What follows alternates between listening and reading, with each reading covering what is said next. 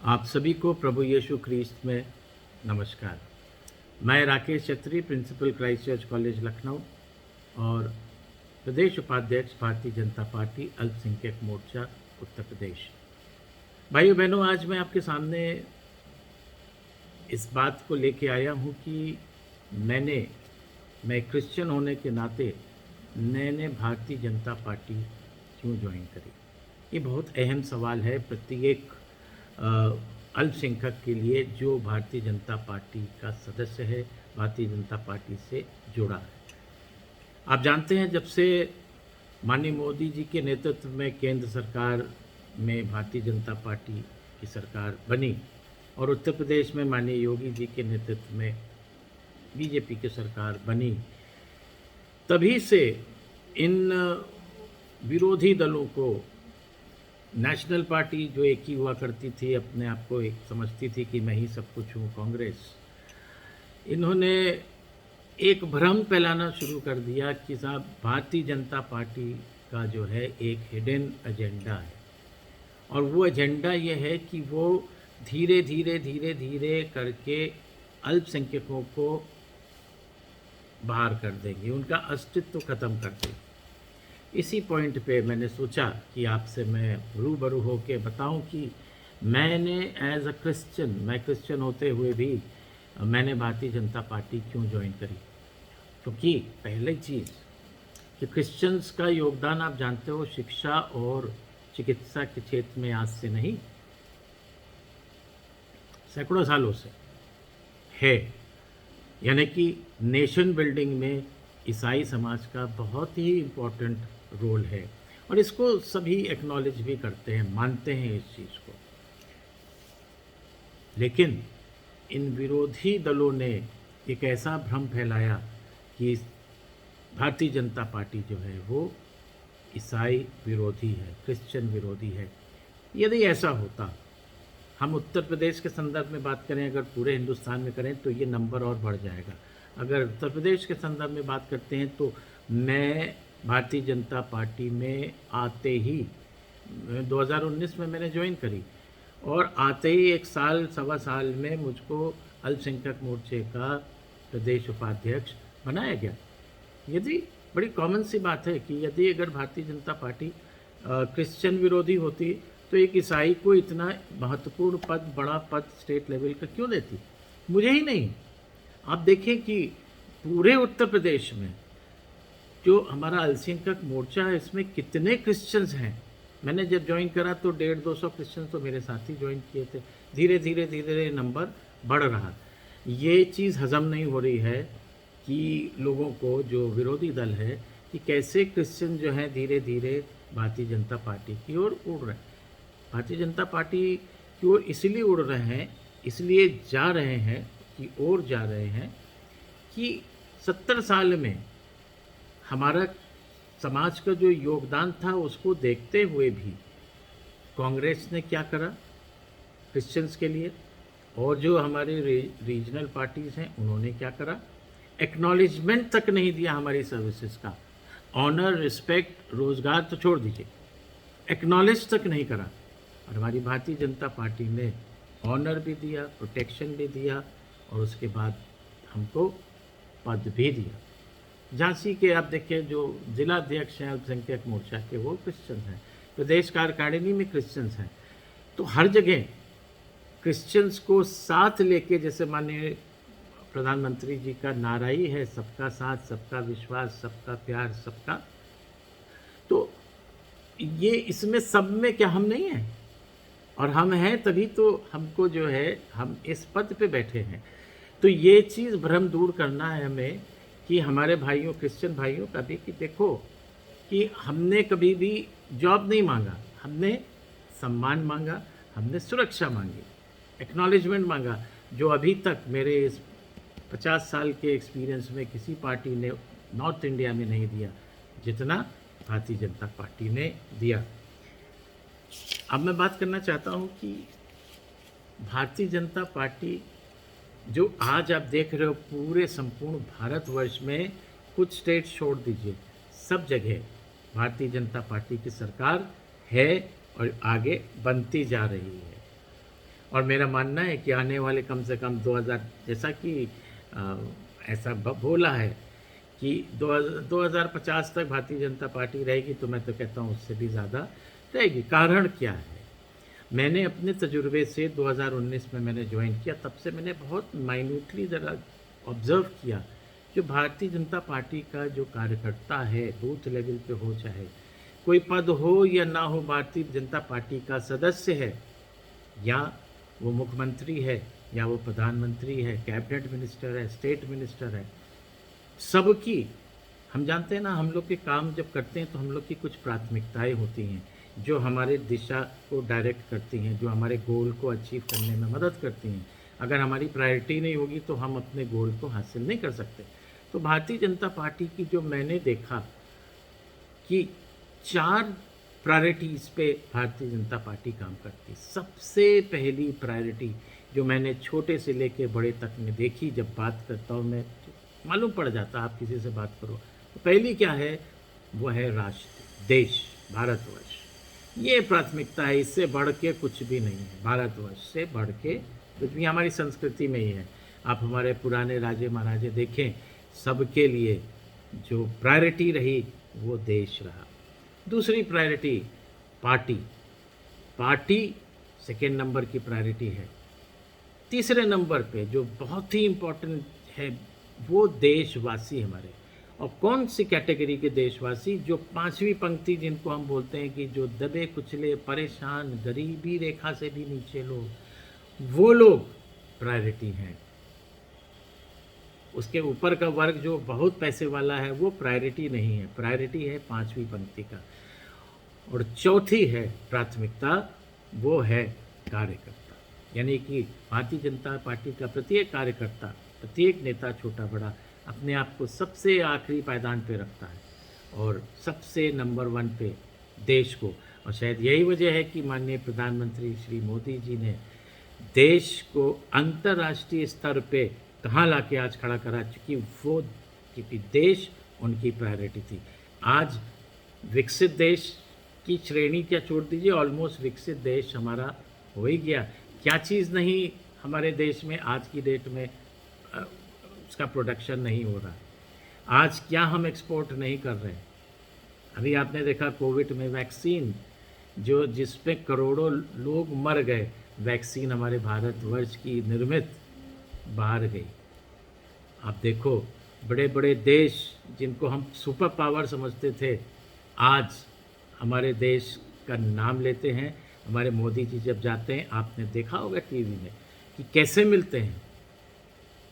तो इससे पहले भी प्रधानमंत्री हुए, हम ये नहीं कह रहे हैं कि उनको कुछ आता नहीं था, लेकिन मे बी प्रायोरिटी उनकी उतनी मजबूत नहीं थी देश के लिए। तो इसलिए माननीय प्रधानमंत्री जी को हम कोटि कोटि नमन करते हैं और पूरा देश उनके साथ है। और जो आपको दिख ही रहा है, दूसरी चीज़ कि हमारे उत्तर प्रदेश में आप देख लो और पूरे संपूर्ण भारतवर्ष में जो लोगों के लिए काम हुए, इसमें कहने की ज़रूरत ही नहीं, मुझे आपने देख ही लिया होगा कि आम आदमी के लिए आयुष्मान बीमा योजना, खास तौर से जो गरीब वर्ग है, जिनको आप जानते हो आप डॉक्टर्स के पास जाइए, हॉस्पिटल जाइए, कितना महंगा इलाज है, और जो गरीब आदमी है वो अफोर्ड नहीं कर पा रहा था, तो बिलो पॉवर्टी लाइन के लिए आयुष्मान बीमा योजना है कि वो अपना इलाज अच्छी तरह से अच्छे हॉस्पिटल में करा सके।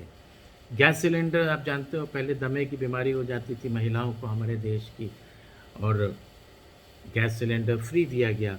मकान दिए, आप जानते हैं। शौचालय सबसे इम्पोर्टेंट चीज़, और सबसे ज़्यादा जो बात ख़राब होती थी कि हमारी गांव की महिलाएं जो हैं वो सड़क पे जाती थी, खेत में जाती थी, उन सबको एक रिस्पेक्ट दिया। और सब आज की डेट में हर घर में शौचालय है। राशन आपने सुना ही होगा, 80 करोड़ से ज़्यादा लोगों को फ्री राशन मिल रहा। ये तो हर एक व्यक्ति के लिए किया, जो हमारे भारतवर्ष में जो ज़रूरतमंद है उसके लिए किया। मैं आपसे आज बात करना चाहता हूँ कि जो भ्रम ये लोग पैदा कराते हैं, विरोधी दल की अल्पसंख्यकों को इग्नोर करती है ये सरकार, प्रदेश सरकार भी और आपकी केंद्र सरकार।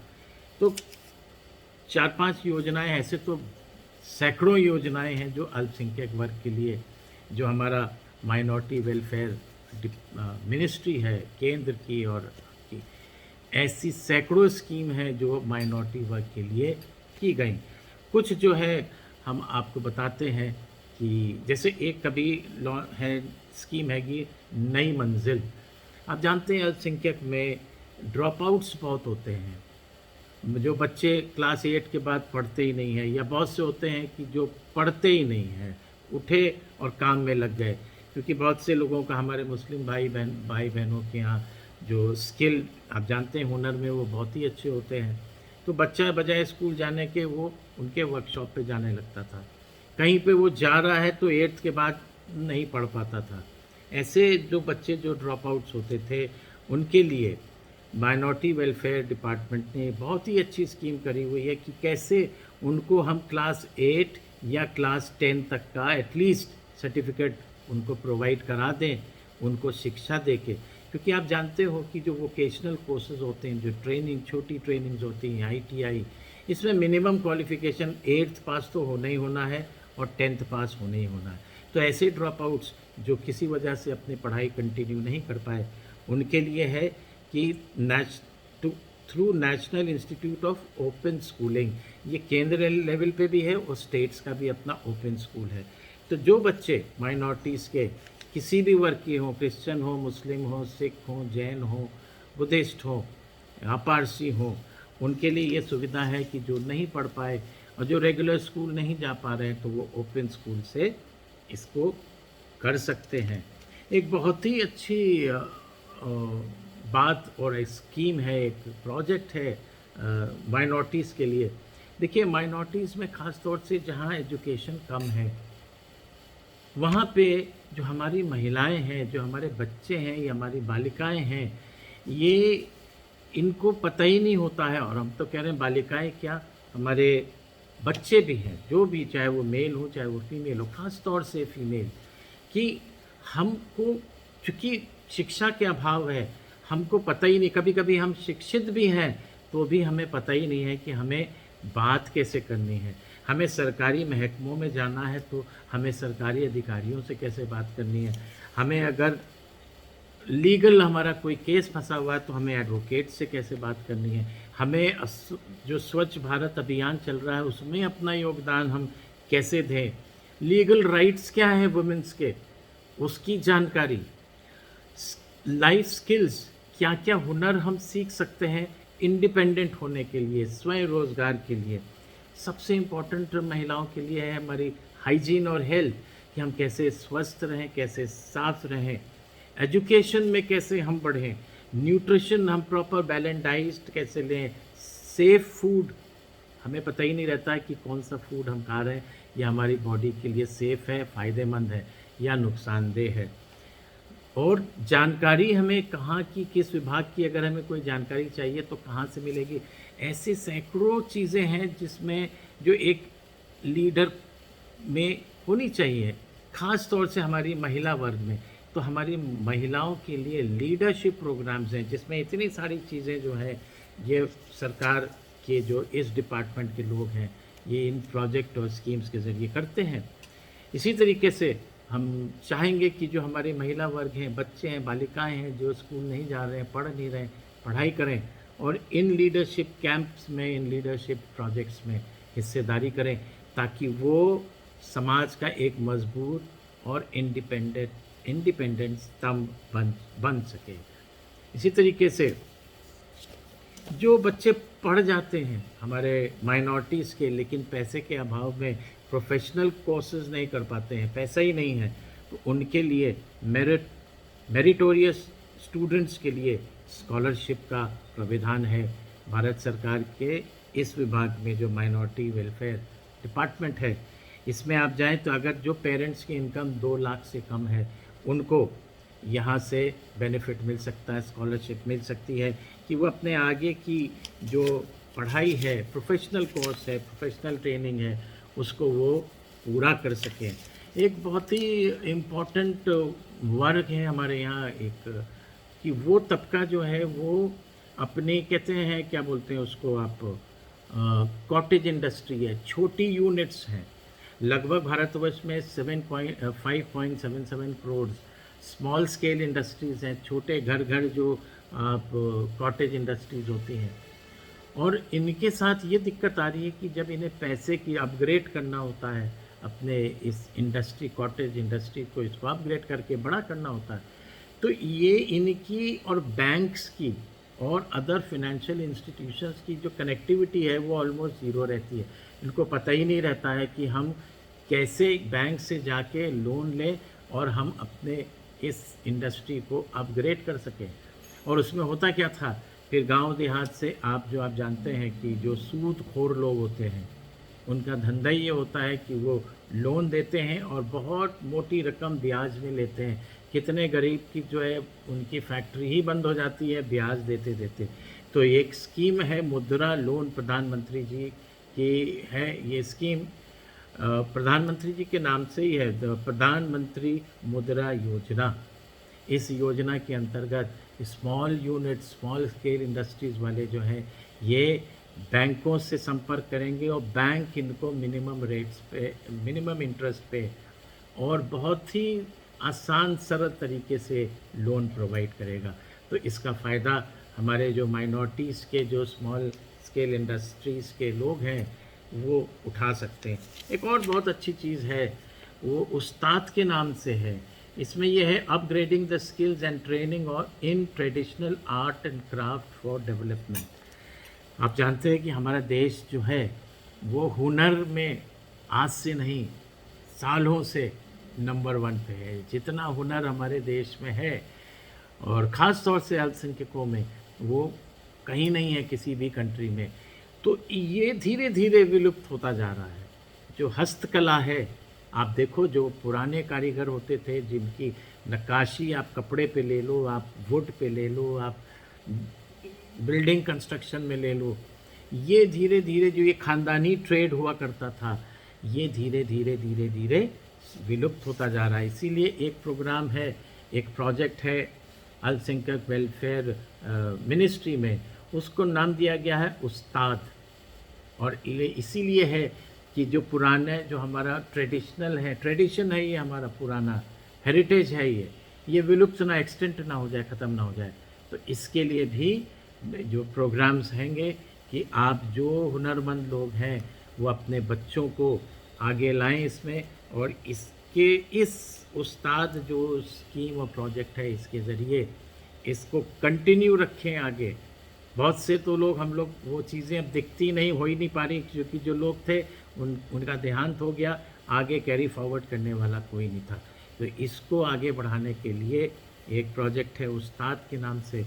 तो इसमें हमारे जो अल्पसंख्यक हुनरमंद लोग हैं वो इसमें बढ़ चढ़ के हिस्सा लें। तो ये तो हमने 4-5 बताई, ऐसी ढेरों अल्पसंख्यक योजनाएं हैं जो हमारे अल्पसंख्यकों के लिए भारत सरकार ने, भारतीय जनता पार्टी की सरकार ने हर देश में तो करी हर प्रदेश में भी जो अल्पसंख्यक वेलफेयर मिनिस्ट्री है वहाँ पे भी बहुत ज़ोर शोर से। आज आप देखो कि मदरसे में पढ़ाई का पूरा सिलेबस चेंज हो गया।